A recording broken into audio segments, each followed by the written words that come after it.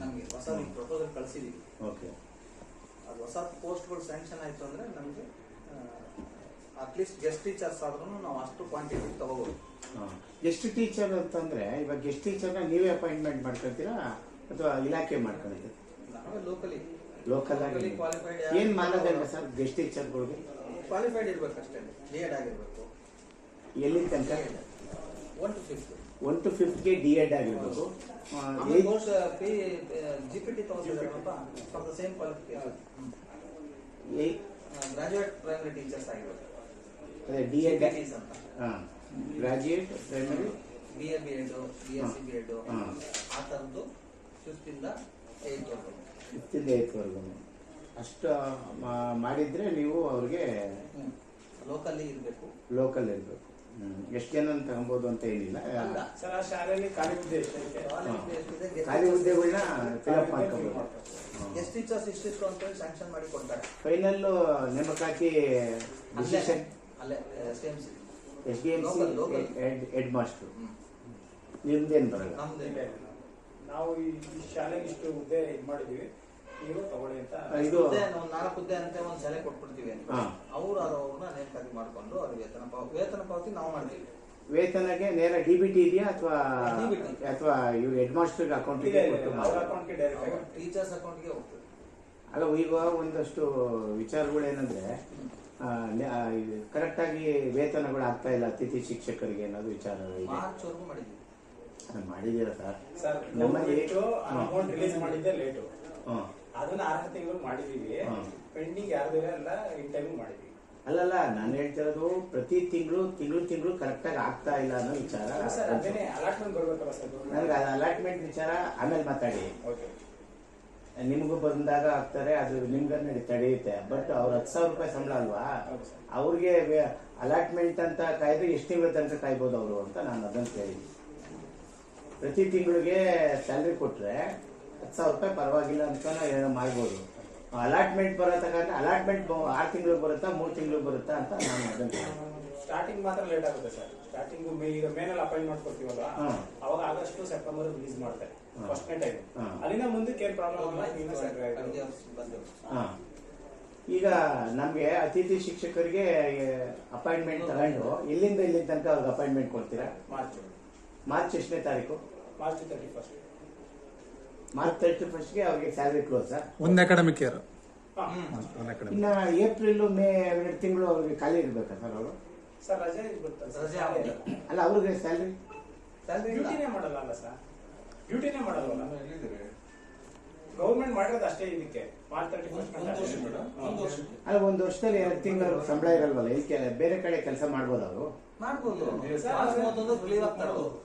ಅಲ್ಲ, ಇದ್ರೊಳಗೆ ಅತಿಥಿ ಶಿಕ್ಷಕರಾಗೂ ಬೇರೆ ಕಡೆ ಹೇಳ್ಬೇಕಾದ್ರೆ ದುಡಿಬೋದು ಅವರು?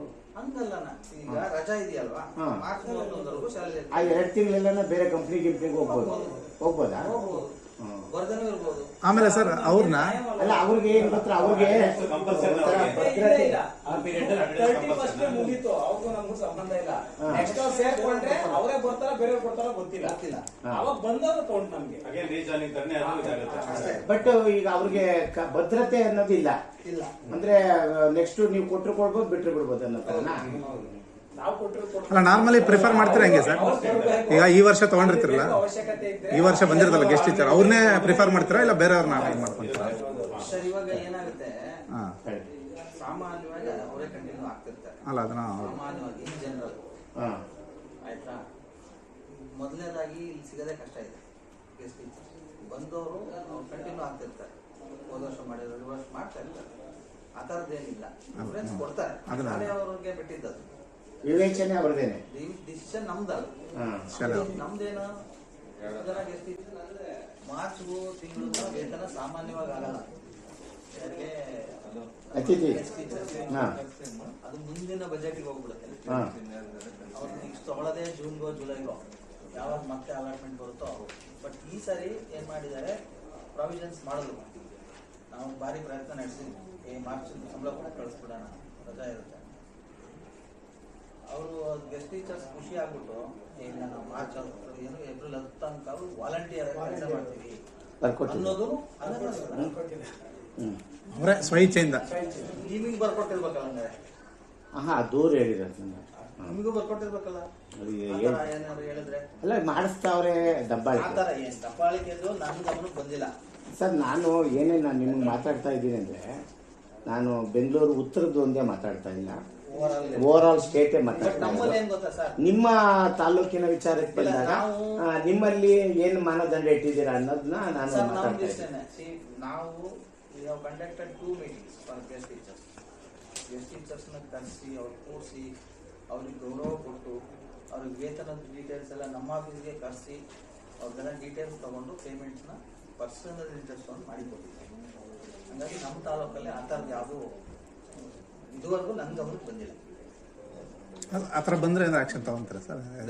ಹೌದು. ಏನು ಆಕ್ಷನ್? ಏನಿಲ್ಲ, ಅದು ನೋಟಿಸ್ ಕೊಡ್ತೀವಿ ಅಷ್ಟೇ. ಹೆಡ್ ಮಾಸ್ಟರ್ ನೋಟಿಸ್ ಕೊಡ್ತೀವಿ, ಓಕೆ, ತಪ್ಪಾಗಿದೆ ಶೋಕಾಸ್ ನೋಟಿಸ್ ಕೊಡ್ತೀವಿ. ಯಾಕೆ ನೀವು ಬಳಸ್ಕೊತಿದ್ದೀರ ಅವ್ರನ್ನ ಅಲ್ವೇ? ಅಲ್ಲಿ ಯಾಕಂದ್ರೆ ನಾವು ಎಕ್ಸಾಮಿನೇಷನ್ಸ್ ಎಲ್ಲ ಬೇಗ ಮುಗಿಸಿದ್ವಿ. ಹಾ. SSLC ಎಕ್ಸಾಮಿನೇಷನ್ಸ್ ಹಾಂ ನಾವು ಇದೆಲ್ಲ ಮುಗಿಸ್ಬಿಟ್ಟಿದೀವಿ. ಹಾ.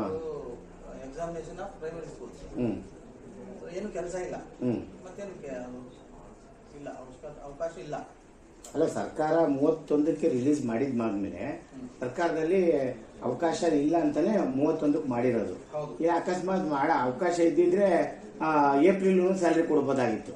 ಇದ್ದಿದ್ರೆ ಏಪ್ರಿಲ್ 10 ಕೊಡ್ಬೋದಾಗಿತ್ತು. ತನಕ ಕೊಡ್ಬೋದಿತ್ತು.